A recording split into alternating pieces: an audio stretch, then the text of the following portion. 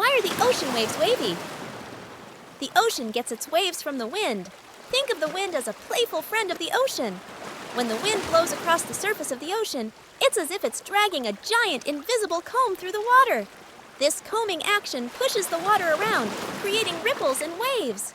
The size of the waves depends on how strong the wind is, how long it blows, and over how much water it blows. If the wind is a gentle breeze, it will create small, soft waves. However, if it's a strong, mighty wind, it will generate big, powerful waves. Also, the wind works with the sun and the moon to create waves.